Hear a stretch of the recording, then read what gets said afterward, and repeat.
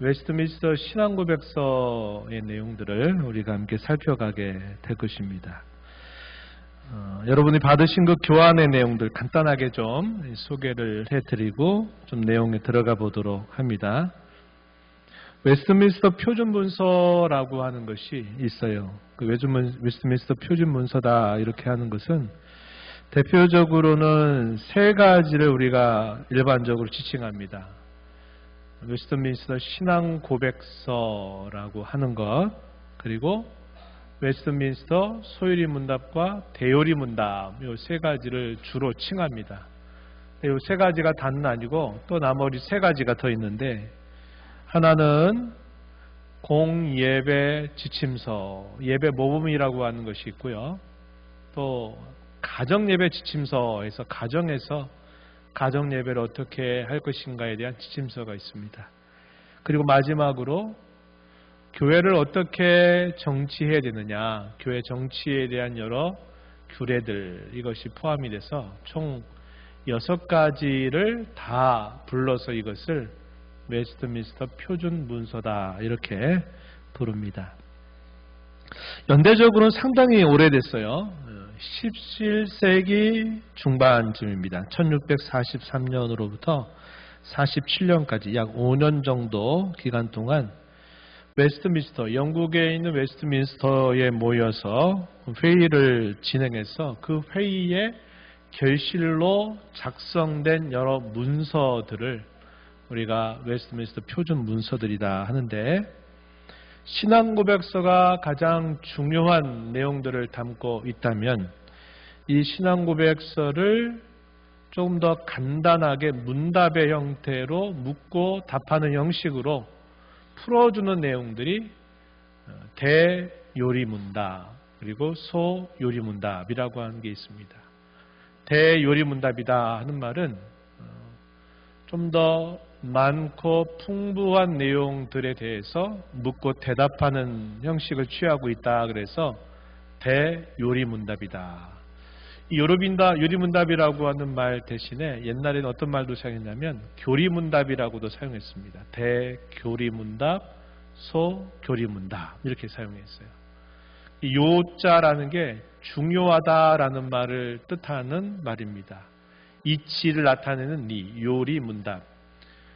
중요한 신앙의 이치를 한편으로 묻고 한편으로 대답하는 문답의 형태를 통해서 신앙의 내용들을 배우고 전수한다 하는 그런 중요한 의미가 있습니다. 그래서 이렇게 대요리 문답과 소요리 문답을 하게 되는 중요한 목적은 신앙고백서가 가지고 있는 내용들을 좀 더 잘 이해하고 그것을 마음에 새겨서 신앙생활을 하도록 하는데 주요한 목적이 있습니다. 대요리 문답의 대상은 대개 교육자들과 성인들을 위한 것이다. 이렇게 우리가 편의상 구별을 한다면 소요리 문답은 어린아이들과 초신자들을 위한 것이다. 이렇게 구분을 해서 내용들을 구성했습니다.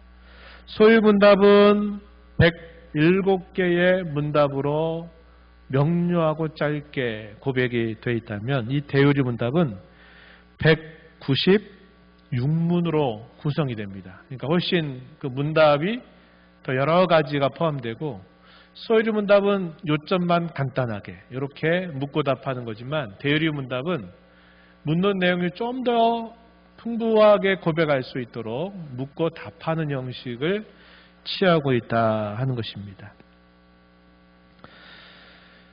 그리고 이 웨스트민스터 회의가 약 5년 정도 어떻게 진행이 됐냐면 매일 오전 9시부터 오후 2시까지 모임만 1064회를 가졌다고 기록으로 남아져 있고요. 이 웨스트민스터 신앙고백서는 총 33개의 장으로 구성되고 단어수로는 약 14,000여 단어로 고백이 되어 있다 하는 것이 알려져 있는 내용입니다. 그렇다면 우리 한국교회에서 이것이 어떻게 수용이 됐을까 생각해 보면 우리 한국교회의 선교사들이 들어오게 된 때가 1884년 정도 됩니다. 그래서 최근에 선교 140년 정도를 되돌아보면서 아마 오늘 오늘 같아요. 오늘 저녁인가? 제가 기억하기로 오늘 저녁 8시에 KBS 9번인가요? 요즘 9번 맞나요? KBS 일방송에서 성교 140년을 이렇게 쭉 기념으로 해가지고 그 엮은 그런 프로그램이 오늘 방영되는 걸로 제가 알아요. 오늘 저녁 8시인가? 그래서 한번 혹시 여러분들 시간 되시면 한번 보시면 우리 한국교회에 참 선교사님들이 들어와서 복음을 전하고 그 140여 년이 되는 오늘까지 어떤 놀라운 변화들이 있었는가 하는 것을 우리가 다큐멘트 형식으로 한번 볼 수 있을 겁니다. 그리고 나서 1884년에 처음 선교사님들이 들어오고 그리고 나서 한 얼마의 시간일까요? 1907년 정도니까 한 20년 조금 더 지나죠. 그래서 선교사님들이 우리 대한민국을 지역별로 이렇게 나누어서 여러 교파에 있는 선교사님들이 들어와서 지역별로 나누어서 복음을 전합니다. 네비우스 선교 정책이라고 하는데요. 그래서 우리나라 예를 들면 강화도나 인천 쪽에는 주로 감리교 출신의 선교사들이 들어와서 그 지역에 복음을 전하니까 아마 여러분들이 기회가 돼서 이 강화도나 인천 이런 쪽을 다니다 보면 대부분의 교회 교단이 어디에 속해 있느냐? 감리교에 많이 속해 있다는 것을 알게 됩니다. 이것은 이제 선교 초기에 지역들을 나누어서 선교사들이 들어가서 복음을 전했기 때문에 그래요. 그래서 한 2년 3년 정도 지나죠. 1907년은 우리 한국 교회사에 특별한 두 가지 이슈가 있습니다. 첫 번째 이슈는 뭐냐면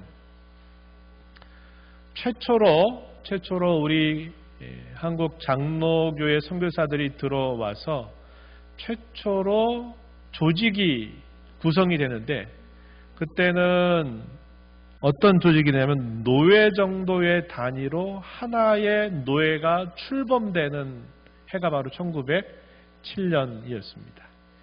노예보다 조금 위에가 뭐냐면 우리 총회라고 하는 거예요. 총회. 교단, 총회. 그런데 선교사님들이 들어와서 한 20여 년 지나고 나서 처음 조직이 된 게 조선예수교 장로의 동로회가 처음 조직이 됩니다. 노예로 시작한 거예요. 총회로 시작한 게 아니라 총회보다 작은 단위의 노예로 처음 시작을 하게 되는데 그때 노예를 조직하면서 우리 교회의 요리문답으로 채택이 되었고 1933년이 돼서는 총회 승인이 이루어지게 되면서 이것을 표준적인 우리의 신앙의 고백서로 자리 잡게 되었다 하는 것입니다.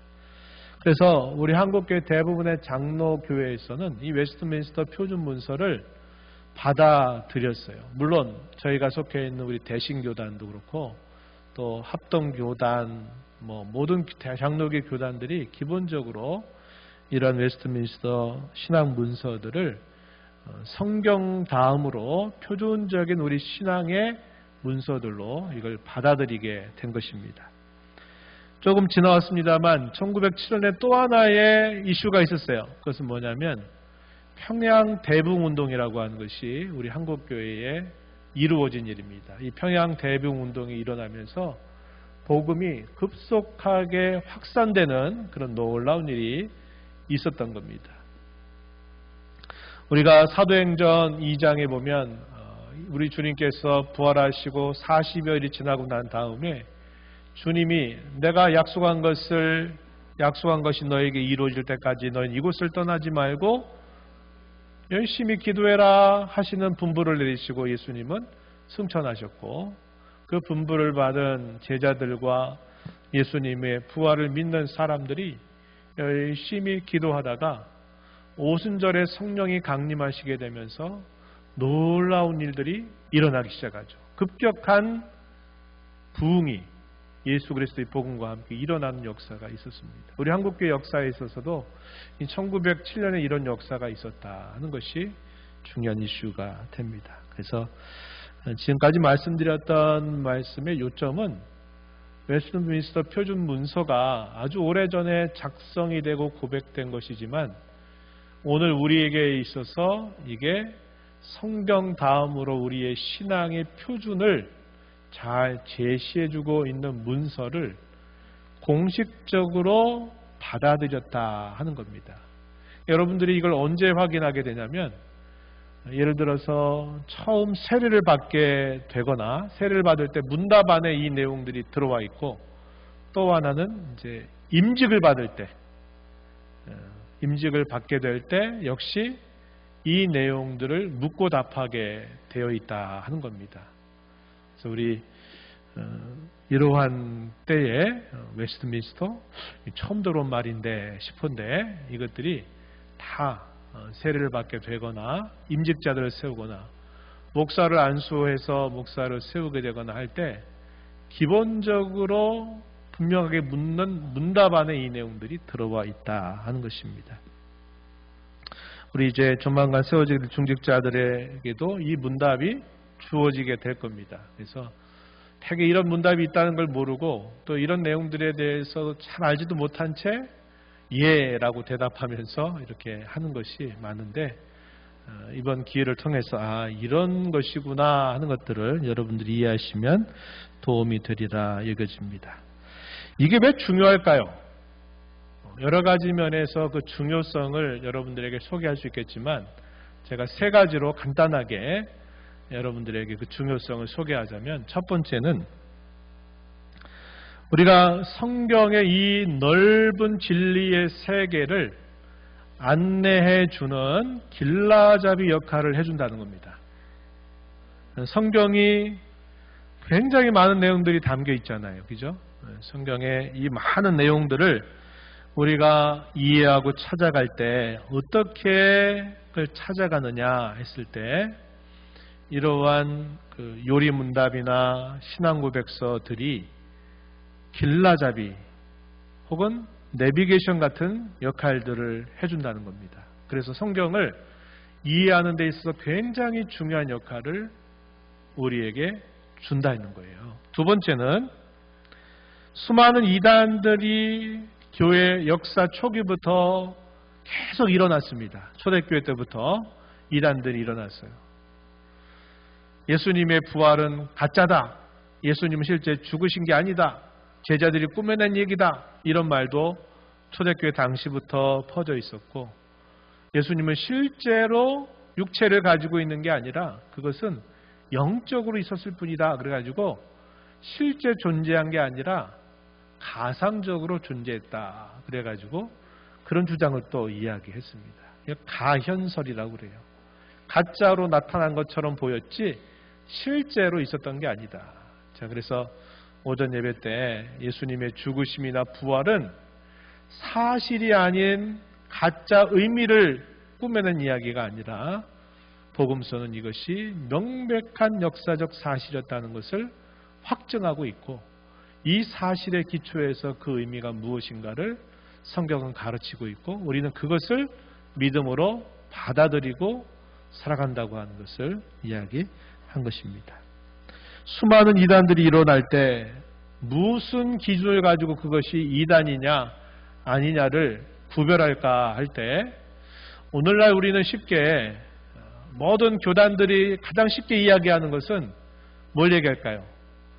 사도신경의 고백을 받아들이느냐 받아들이지 않느냐 하는 거 가지고 대충 이건 이단성이 있다, 이단이다 아니다를 우리가 구별해요. 근데 이것은 굉장히 좀 뭐랄까요? 옛날에 비하면 수준이 굉장히 떨어진 겁니다. 떨어져서 가장 낮은 단계에서 사도신경 정도를 고백하면 그래도 이단이라고 말하지 말자 한 것인데 과거 역사로 거슬러 올라가게 되면 이런 정도만이 아니에요. 상당히 그 수준이 높았다는 겁니다.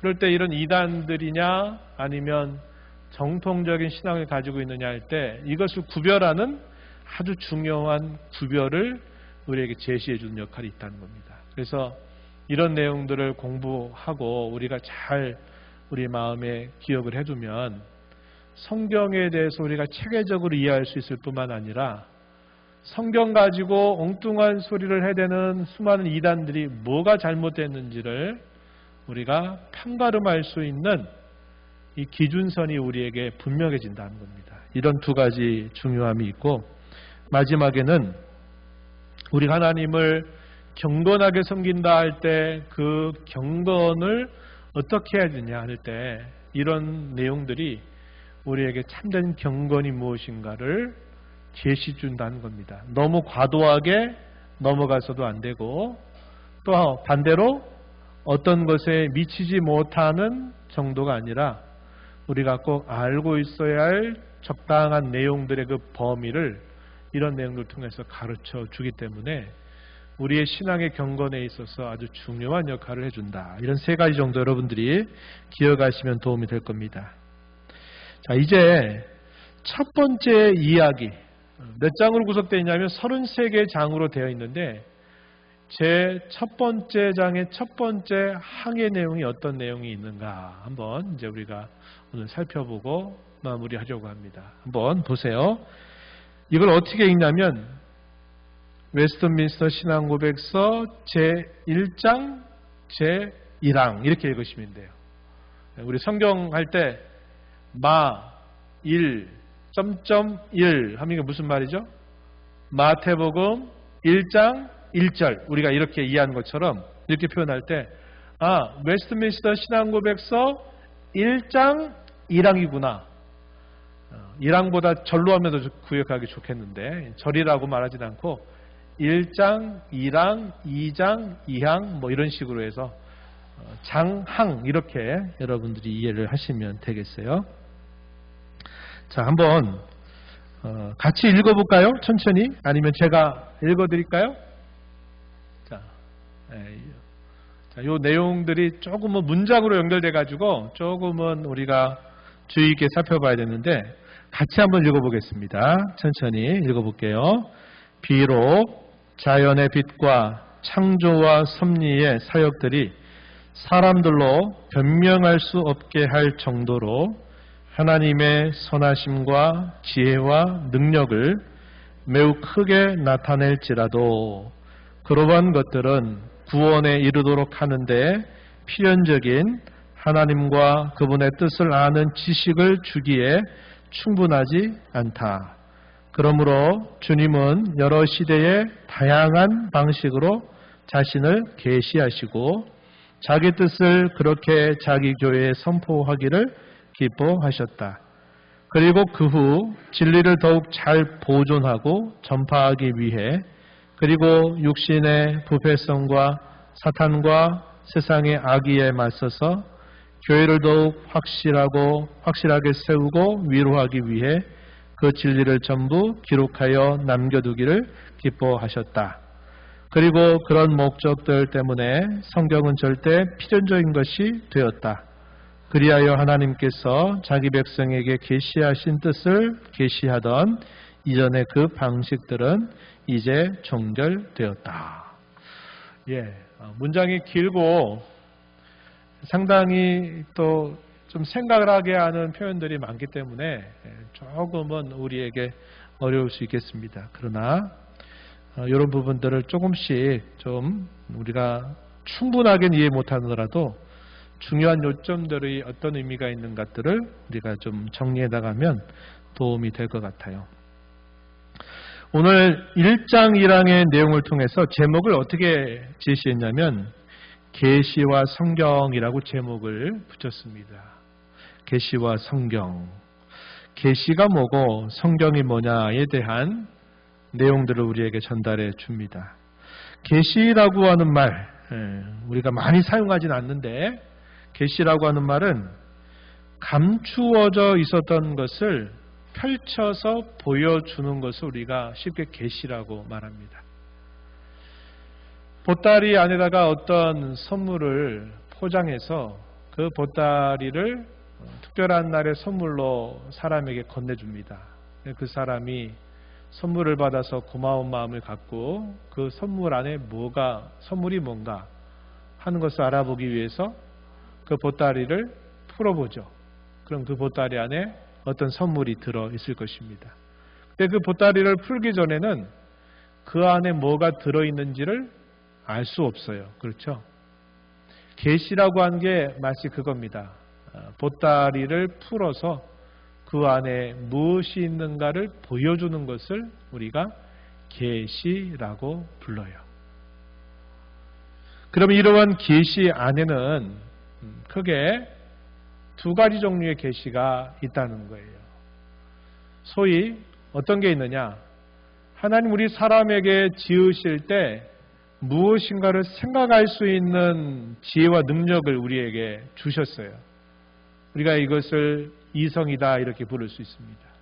어떤 것들이 주어졌을 때 그것을 생각하고 종합하고 이해하고 판단하고 옳은지 그른지를 재어볼 수 있는 그런 것들을 우리에게 주셨단 말이죠. 우리가 그걸 이성이라고 부를 수 있어요. 우리의 마음속에는 또 하나님 뭘 주셨냐면 사람마다 모든 사람에게 똑같이 우리 사람 마음속에 양심이라고 하는 것을 주셨어요. 이건 다른 동물과 우리 사람이 근본적으로 비교되는 다르게 대조가 되는 아주 중요한 특성입니다. 진화론에서 말하듯이 사람이 원숭이와 또 원숭이와 사람의 중간종이었던 유인원을 통해서 진화해서 사람이 되었다 이렇게 말하면 사람의 양심은 동물과 사람하고 큰 차이가 없어질 거예요. 그러나 우리 사람은 동물이 갖지 않은 양심을 가지고 있는데 그 양심을 뭐라고 부르냐면 마음에 새긴 율법이다 이렇게 성경은 부르고 있습니다. 로마서 2장 15절 끝에 가서 보면 이런 말씀을 했어요. 2장 15절에 보면 거기 9절을 보세요. 이런 이들은 그 양심이 증거가 되어 그 생각들이 서로 혹은 고발하며 혹은 변명하여 그 마음에 새긴 율법의 행위를 나타내느니라 이렇게 말합니다. 양심은 하나님이 모든 사람을 지으실 때 그 마음속에 새겨둔 율법과 같다는 거예요. 그래서 양심이 있기 때문에 사람들은 뭔가를 판단하는 거예요. 아, 이것은 좋은 거야.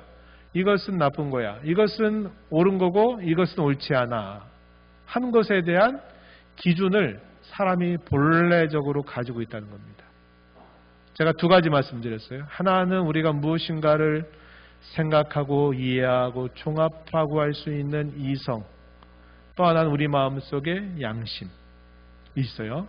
그리고 우리 사람 밖에 뭐가 있냐면 하나님이 지으신 이 창조 세계가 쫙 펼쳐져 있습니다. 계절에 따라서 옷을 갈아입는 이런 나무, 숲, 산 이런 것들이 있고요.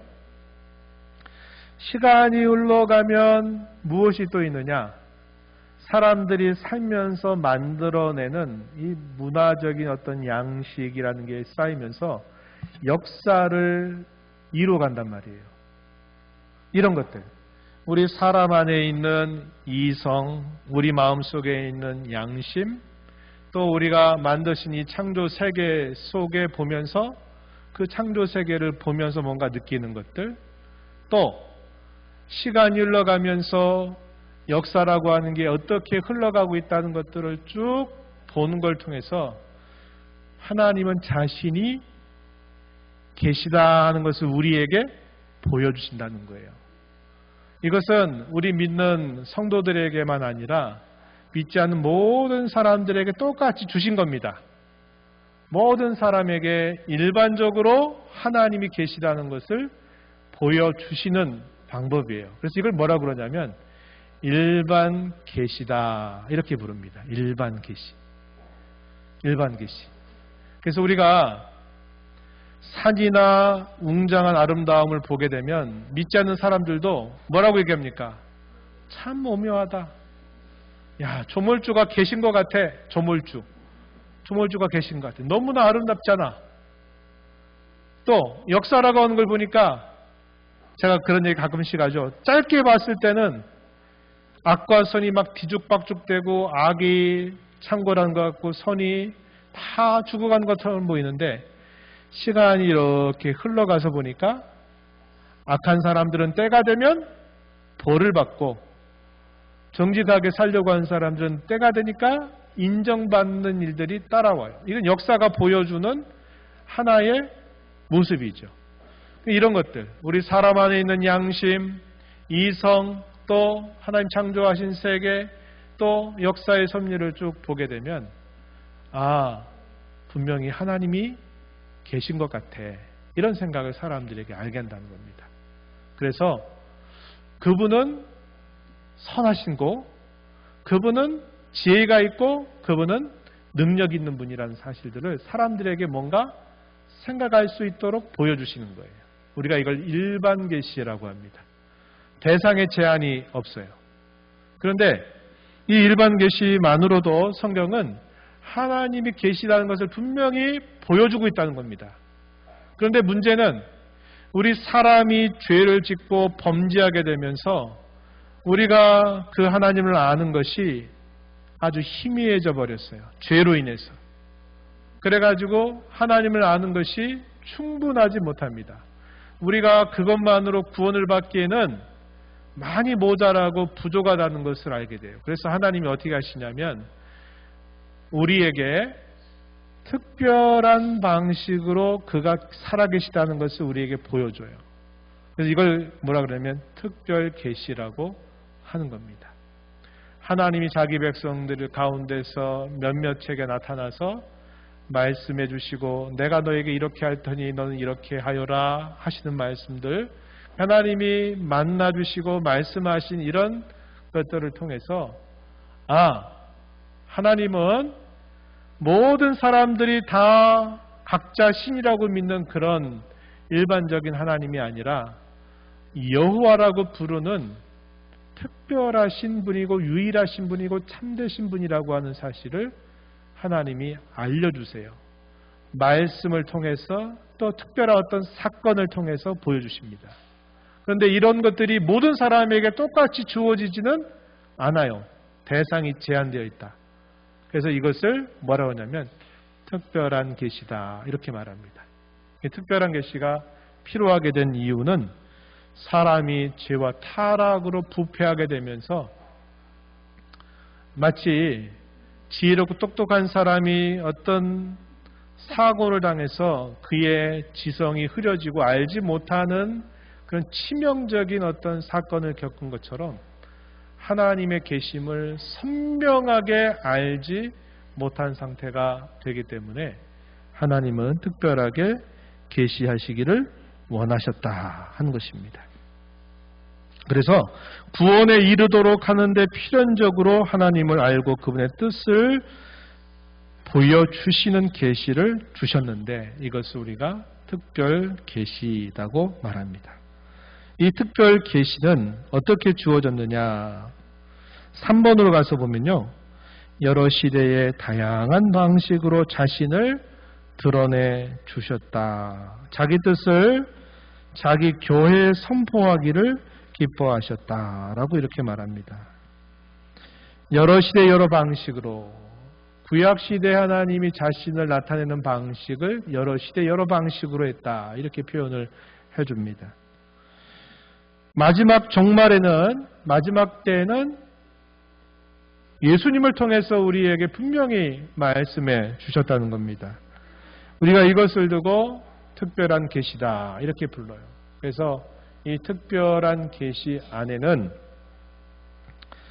우리가 아는 구약시대, 신약시대라고 하는 것이 구별되고 있다는 것을 보여줍니다. 그래서 이 특별한 계시를 통하지 않고는 우리가 하나님을 정확하게 알 수 없고 구원에 필요한 지혜와 지식을 배울 수 없다는 것입니다. 그래서 하나님은 특별한 계시를 주셨다 하는 것이고 그 특별한 계시들 가운데서 하나님이 구약시대 때는 선지자들을 중심으로 신약시대 때는 사도들을 중심으로 해서 그 말씀을 기록하게 하셨다고 가르쳐줍니다. 그것은 특별 계시를 기록한 것이 뭐냐? 오늘날 우리가 보는 이 성경입니다. 이 성경은 특별 계시를 기록해 준 것이에요. 특별한 계시는 사실 성경보다도 훨씬 더 많겠죠. 왜냐하면 무수한 역사 속에서 하나님이 자신 나타내신 것들을 여기 안에다가 다 기록할 수는 없어요. 선별적으로 기록을 우리에게 해서 하나님의 거룩한 말씀으로 우리에게 남겨주신 것입니다. 성경은 특별한 계시를 기록한 하나님의 말씀이다.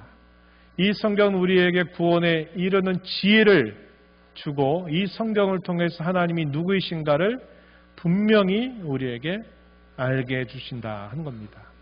그래서 우리는 성경을 통해서 하나님이 누구이신가를 분명하게 깨닫게 된다 하는 사실을 우리가 알게 되는 겁니다. 그래서 하나님은 이러한 말씀을 구약의 많은 종들을 부르시고 그들에게 이 말씀을 기록해서 이 말씀을 오고 오는 모든 후손들에게 이 말씀을 읽고 듣고 배울 수 있도록 하나님이 성경을 기록하게 해 주셔서 온 교회에 이 66권의 성경을 우리에게 건네 주셨다 하는 겁니다. 그래서 우리가 하나님을 아는 방법은 두 가지가 있겠죠. 하나는 다시 돌아가면 우리 마음의 양심, 이성, 창조세계, 역사 이런 것들을 통해서 하나님의 계심을 알지만 그것만으로는 충분하지 못하기 때문에 하나님이 우리에게 기록된 하나님의 말씀을 우리에게 주셔서 어떻게 하면 구원을 받는지 우리가 섬긴 하나님은 어떤 분이신가를 이 성경을 통해서 우리에게 알려주셨다 하는 겁니다. 그래서 우리가 계시와 성경에 대해서 얘기할 때 계시는 굉장히 넓은 그런 뜻을 담고 있고 그 계시 중에서도 특별한 계시를 기록해서 오늘 우리에게 주신 하나님의 말씀이 곧 성경이다 하는 것을 우리가 배울 수 있는 겁니다. 그럼 왜 하나님께서 이런 성경을 우리에게 기록해 주셨을까 할 때 분명한 그 목적을 우리에게 크게 두 가지로 소개해 주고 있는데 첫 번째 목적은 뭐냐면 우리가 읽은 내용 중에 진리를 잘 보존하고 전파하기 위해서 하나님의 말씀을 기록해 주셨다. 이게 첫 번째 중요한 목적입니다. 만약에 우리가 어떤 중요한 일들을 다른 사람과 만나서 협약을 할 때 말로만 하지 않잖아요. 말로 하면 금방 잊어버릴 수 있어요. 지금은 이제 녹음을 하지만 고대시대에 녹음이 어렵잖아요. 고대시대 때는 계속 반복해가지고 암기해서 이렇게 남기는 방법을 사용했겠지만 그것도 시간이 지나버리면 잊어버릴 수 있잖아요. 그러니까 사람들이 어떤 중요한 체결하는 약속을 할 때 어떻게 합니까? 그렇죠. 글을 써서 그 글을 바탕으로 해서 서로 약속을 체결한 겁니다. 하나님께서 그의 말씀을 처음에는 우리에게 들려주셨는데 나중에는 그 말씀들을 선지자나 사도를 통해서 기록하게 하신 것은 그 말씀이 우리에게 계속 잊혀지지 않고 보존되고 또 그것이 우리에게 잘 전수되도록 하시기 위한 중요한 목적이 있었다. 이게 첫 번째 목적이고 두 번째 목적은 뭘까요? 우리 사람의 부패함이나 사람 속에 있는 이 약한 마음들이 계속 무엇인가를 가리고 그것을 왜곡시키고 하고자 하는 것들이 끊임없이 일어나는 거예요. 근데 하나님이 그의 말씀을 이렇게 글로 기록해서 주시게 되면 사람이 아무리 말로 가리고 왜곡하고 아무리 부패한 마음을 가지고 어떻게 해보려고 해도 그 말씀이 그대로 보존되도록 된다는 것이죠. 그래서 하나님은 이러한 목적을 두고 하나님은 말씀을 기록해서 우리에게 성경으로 주셨다 하는 것을 우리가 알게 됩니다. 그래서 성경을 주신 것은 진리를 보존하고 전파하기 위한 목적과 사람의 부패함과 사탄과 세상의 악의에 맞서서 주님의 교회를 세우고 위로하기 위해서 이 하나님의 말씀을 교회에 주셨다. 우리에게 주셨다 하는 사실을 우리에게 가르쳐 줍니다. 이렇게 기록이 그러면 한도 끝도 없이 계속될까요? 마지막 요점은 뭐냐면 한도 끝도 없이 계속 주어지는 게 아니라 그 말씀은 이미 마무리되었다. 이게 이제 마지막 요점입니다. 종결되었다 이 말이에요.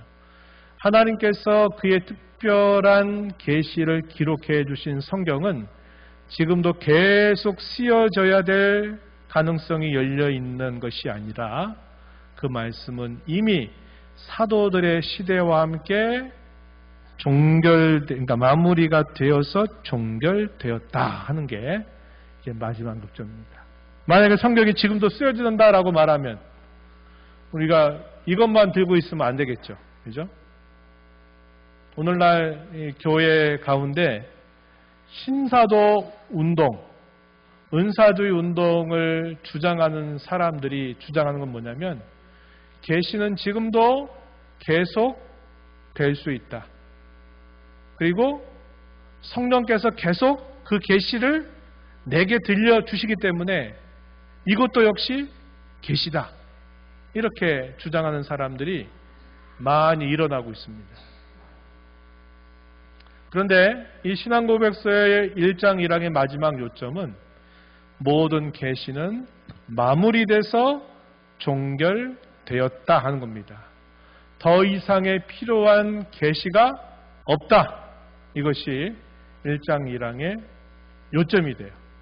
그러면 여기서 우리가 의문점 하나 생기는 거 이거 하나만 짚어보겠습니다. 뭐냐면 우리가 기도할 때 하나님이 뭔가 음성을 들려주시는 것 같은 경험을 여러분 하곤 하시죠.